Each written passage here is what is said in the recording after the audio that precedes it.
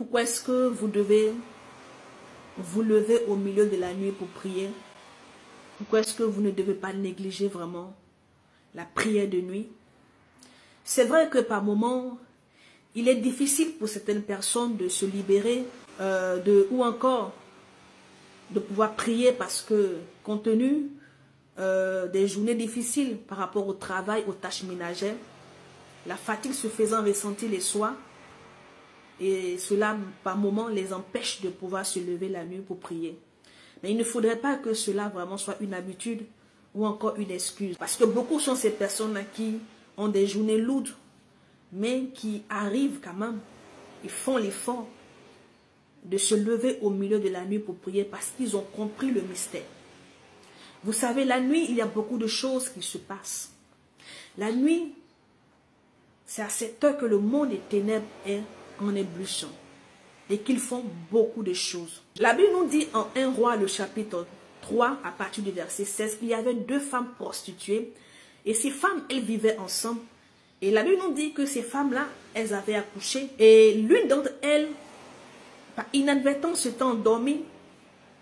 Certainement a dormi sur son bébé et le bébé est mort. Et quand elle a constaté que son bébé était mort, qu'est-ce qu'elle a fait? Elle a attendu au milieu de la nuit, voyant que celle qui avait son bébé s'étant endormie profondément. C'est à ce moment-là qu'elle est allée faire l'échange. Elle a récupéré l'enfant qui était vivant et elle a déposé à la place, elle, son enfant qui était mort. Mais qu'est-ce qui a permis vraiment que ce changement ait lieu? Tout simplement parce que la mère du bébé vivant, c'était tout simplement endormie. Et c'est comme ça.